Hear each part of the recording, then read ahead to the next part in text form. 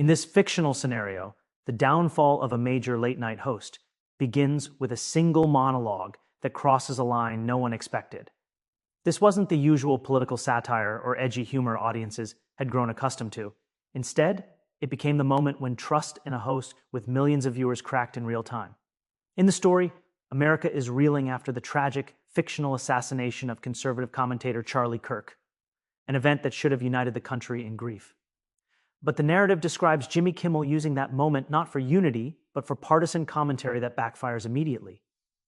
According to the fictional plot, he claimed the killer was part of a right-wing extremist group, despite no evidence and despite law enforcement saying the opposite. That decision becomes the spark that sets off a chain reaction across media, politics, and entertainment. Audiences in the story begin questioning not just Kimmel's judgment, but the credibility of late-night television itself. The fictional controversy makes networks nervous, advertisers wary, and commentators across the spectrum furious, not simply because of politics, but because the monologue exploits tragedy for entertainment. That becomes the story's central turning point. As the fictional narrative continues, the backlash grows almost instantly. Viewers watching live begin posting clips online, challenging the accuracy of Kimmel's claims with fictional police reports and court documents included in the plot. In the fictional world of this script, the evidence overwhelmingly contradicts the story told on air, revealing that the killer was a radical leftist motivated by intense ideological hatred toward Kirk's beliefs. The script emphasizes the symbolic weight of this moment.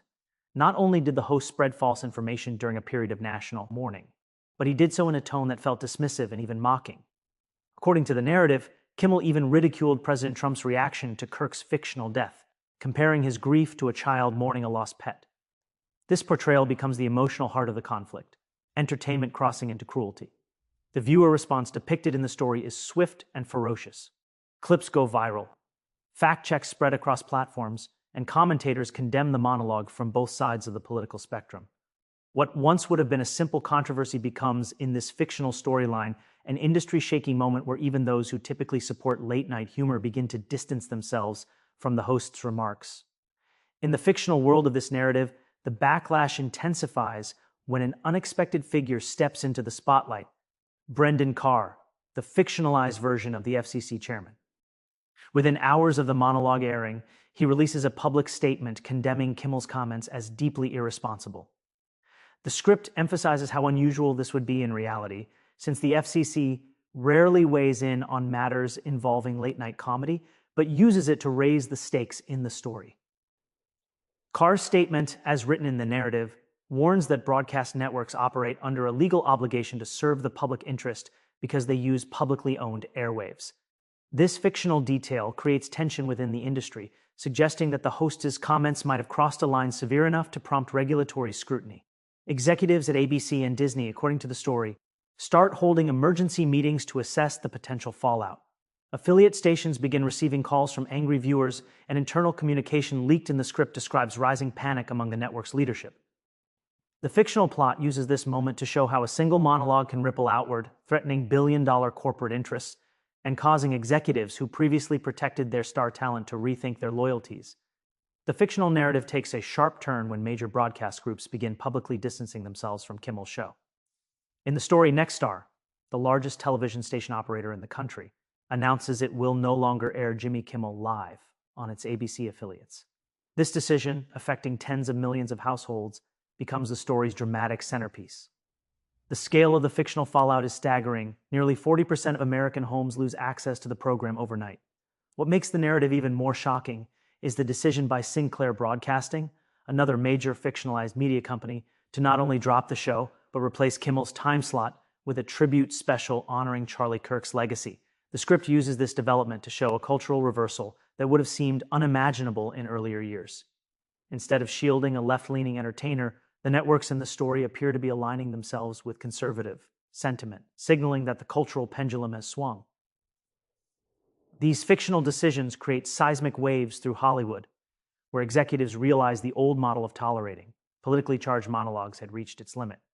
The fictional response from the network signals a new era of accountability, one where business risked Trump's ideological alliances. In the days that followed, Washington felt different, tense, alert, and unusually quiet, as though the entire city had paused to exhale.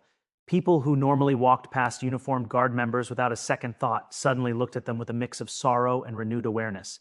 News outlets replayed the same short footage again and again, accompanied by headlines demanding answers. But while the public conversation focused on grief and shock, behind the scenes, agencies were scrambling to piece together a timeline that made sense. How had the shooter moved so freely? Why wasn't the threat detected earlier? Was there a communication breakdown between federal and local units? As analysts pored over surveillance footage and radio logs, a troubling pattern emerged.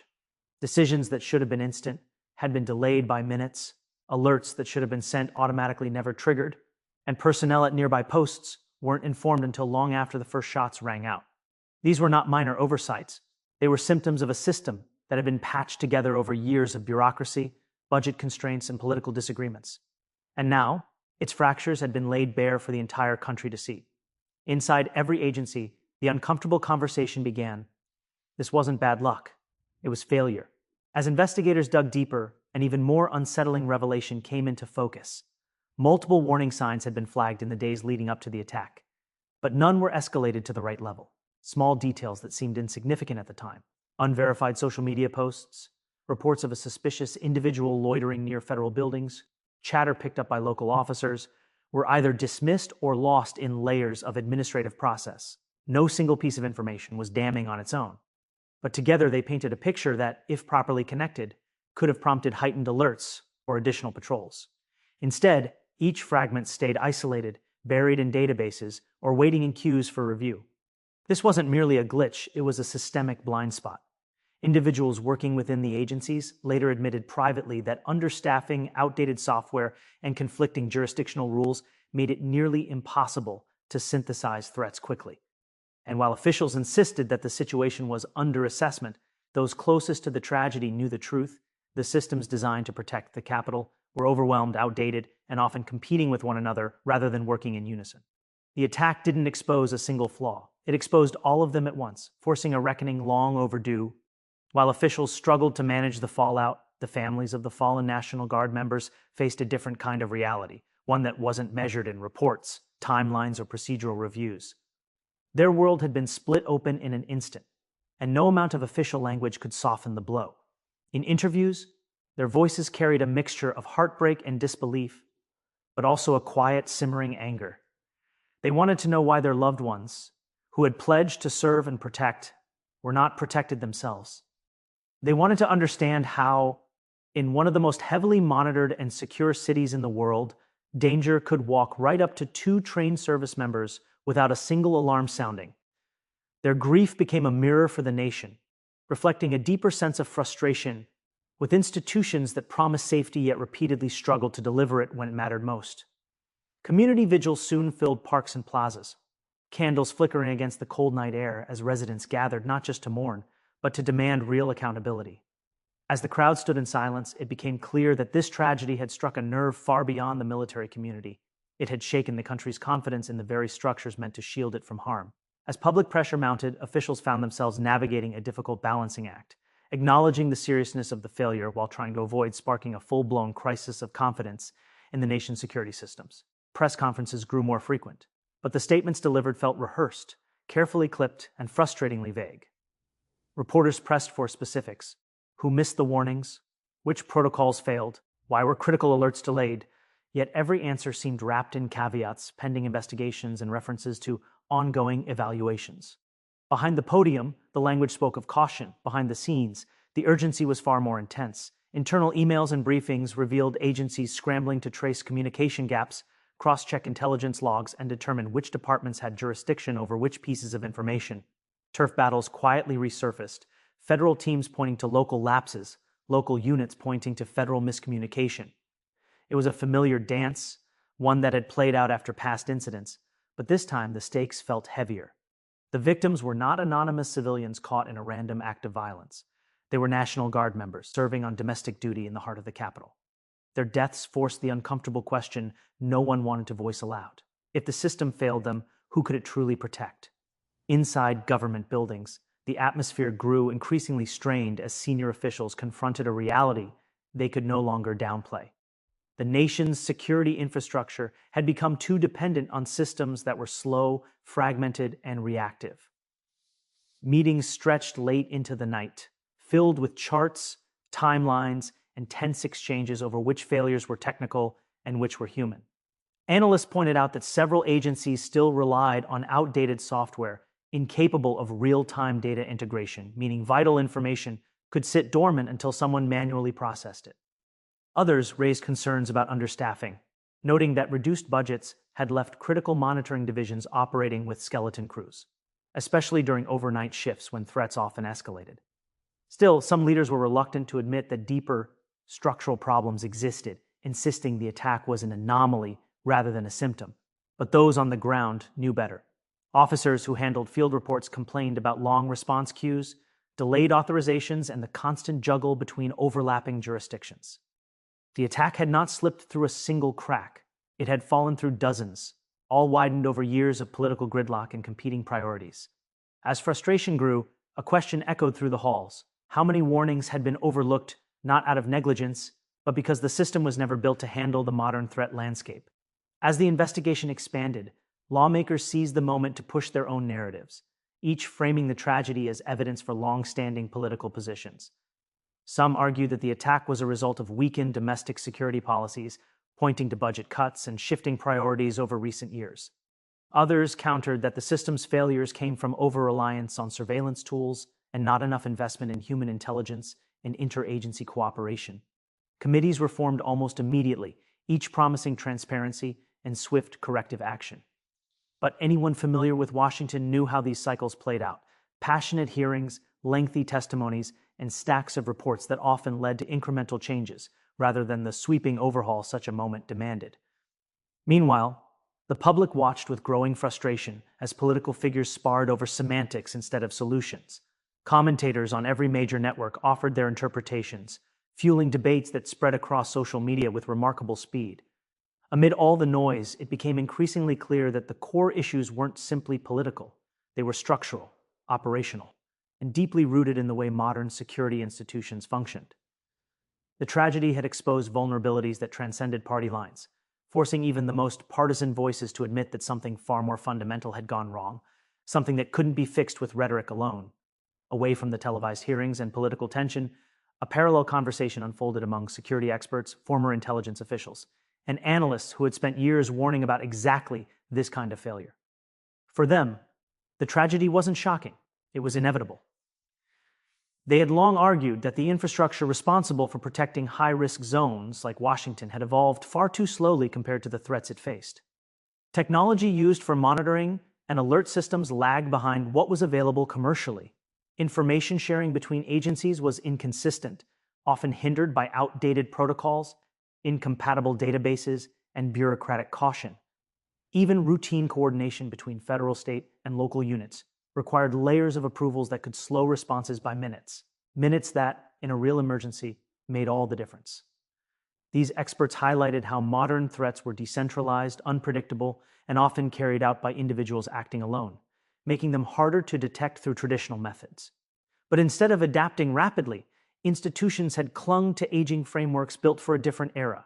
Their warnings, dismissed for years as overly cautious or impractical, now rang with grim accuracy. This attack was no longer just a national tragedy. It had become a case study in the consequences of failing to modernize, a harsh confirmation of everything the experts feared would one day come true. As the nation grappled with the emotional and political fallout, a quieter shift began taking place inside the very institutions that had failed. Mid-level officers, analysts, and technicians, the people who actually operated the systems being scrutinized, found themselves reassessing long-standing practices they had once accepted as routine.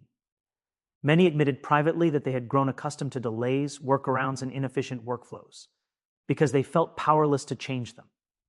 Others revealed that their warnings about overloaded systems or outdated protocols had been noted but rarely prioritized. Now, with the spotlight intensifying, these internal voices finally had something they never truly possessed before: leverage. Supervisors began gathering detailed feedback from frontline staff, trying to understand which problems were technical, which were procedural, and which stemmed from chronic understaffing. Teams that had worked in silos for years were suddenly holding joint meetings, comparing notes, and identifying gaps that had previously gone unnoticed. It wasn't reform, not yet, but it was the beginning of awareness, the realization that ignoring internal cracks had contributed to the tragedy. For the first time in years, there was a genuine willingness from the inside to question everything, including long sacred protocols that no longer matched the urgency of modern threats. Whether this momentum would lead to real change was still uncertain, but its emergence signaled something important. The system was finally waking up. Outside the halls of government, ordinary citizens were undergoing their own reckoning. For many, the attack shattered the quiet assumption that threats were distant, rare, or confined to situations far removed from daily life. Social media became a battleground of emotions: fear, anger, frustration, and disbelief, all colliding in real time. Videos honoring the fallen guardsmen went viral, accompanied by thousands of comments expressing solidarity, but also demanding accountability. Community leaders organized town halls, where residents voiced concerns not just about national security, but about the broader vulnerability they suddenly felt in public spaces.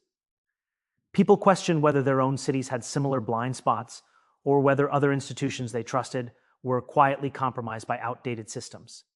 These conversations didn't come from a place of political division, they came from a shared sense of human fragility. The attack had pierced the illusion of consistent stability, revealing how quickly a normal day could unravel without warning. Parents worried about their children's safety in schools, workers discussed emergency protocols at their offices, and local officials across the country scrambled to review their own preparedness strategies. In a way, the tragedy ignited a nationwide audit. Informal, emotional, and uncoordinated, but nonetheless powerful. It wasn't fear-mongering, it was awakening. As days turned into weeks, the narrative around the tragedy deepened, expanding beyond the immediate questions of security failures and into broader reflections about public trust. Institutions that once symbolized stability, the Guard, law enforcement agencies, federal security offices, now found themselves under the microscope. Trust, fragile in the best of times, became the central theme in conversations across media, workplaces, and homes. People wondered whether they could rely on the very systems designed to protect them if those systems had allowed such a devastating lapse at the heart of the nation's capital. Editorials questioned whether leadership had grown complacent, too dependent on layers of technology without investing in the human expertise needed to interpret early warning signs. Others argued that political distractions had weakened the focus on national protection. Meanwhile, advocacy groups called for transparency, insisting that the public deserved to know not just what had failed, but who had made decisions that contributed to the breakdown. For many Americans, the tragedy became a symbol of something larger, a growing disconnect between institutional promises and lived reality. And as more revelations emerged, it became clear that restoring trust would require more than press briefings or committees. It would require genuine accountability, structural change, and a willingness to confront uncomfortable truths long ignored. Inside the security community, a new urgency began to take hold, one fueled not by political pressure, but by a shared recognition that the status quo was no longer sustainable. Training facilities, command centers, and intelligence units all found themselves reevaluating their routines. Instructors rewrote curriculum modules to emphasize rapid threat recognition, decentralized decision-making, and clearer lines of communication between field officers and analysts. Technical teams pushed to upgrade outdated software, advocating for integrated systems that could cross-reference data in seconds rather than hours. Even leadership workshops shifted tone, focusing less on bureaucratic procedure and more on adaptation, accountability, and situational awareness in high-risk environments. What stood out was that these changes weren't driven by formal directives. They were driven by people on the ground who refused to let the tragedy fade into another forgotten footnote. They had witnessed the consequences firsthand: delays that cost lives, protocols that slowed action, and a chain of communication that cracked under pressure. Now, they were determined to build something better, even if the process was slow and unglamorous. But there was also a sobering understanding woven into every conversation. Reform could only go so far without strong leadership support. Without structural investment and political will, even the best internal efforts risk becoming temporary fixes rather than lasting solutions. At the same time, a broader cultural shift was quietly taking place among National Guard members and other service personnel across the country. The attack had struck at the heart of their sense of purpose, revealing vulnerabilities that many had long suspected but rarely voiced openly. In conversations within barracks, during training sessions, and even in private group chats, a recurring theme emerged.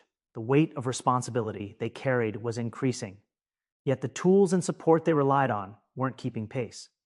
Some guardsmen admit, in a country that prides itself on strength, preparedness, and resilience, what does it mean when its own safeguards crumble from within? Commentators explored the psychological impact of the attack, noting how it had disrupted the invisible contract between citizens and their protectors. People expect danger to come from outside forces, from distant conflicts or rare anomalies, not from failures rooted in the very systems built to prevent them. This breach of expectation created a ripple effect that extended far beyond Washington. Teachers re-examined school security drills. Hospital administrators reviewed emergency protocols. Corporate leaders questioned whether their own organizations were prepared for sudden crises. The tragedy became a lens through which people reevaluated readiness in every sphere of life. Yet amid these reflections, there was also a growing recognition that blame alone would not rebuild confidence. Americans began calling not just for accountability, but for innovation, modernization, and a cultural shift that valued vigilance as much as procedure. It was an acknowledgement that safety is not static. It requires constant adaptation, honest evaluation, and the courage to confront weaknesses before they become catastrophes. In the end, the tragedy that claimed the lives of two National Guard members became more than a single moment of violence. It became a turning point the nation could not ignore. Their loss forced America to confront a portrait of its own vulnerabilities, stripping away the illusion that security was guaranteed simply because the Capitol was fortified or the institutions were long-standing. The sorrow felt across communities, from grieving families to silent vigils, carried with it a collective insistence that the country must do better. It highlighted the urgent need for modernized systems, streamlined communication channels, and leadership willing to prioritize preparedness over politics. But it also revealed something deeper. The strength of a society is not measured by the absence of threats, but by its willingness to confront failure with honesty and determination. As policymakers debated reforms, as agencies re-examined procedures, and as citizens recalibrated their understanding of safety, a shared resolve began to take shape. A resolve to ensure that these fallen guardsmen would not become just another tragic headline. Their sacrifice became a catalyst for learning, accountability, and renewal. And though the path forward remains uncertain, one truth emerged clearly: ignoring the cracks is no longer an option. Change must come because lives depend on it,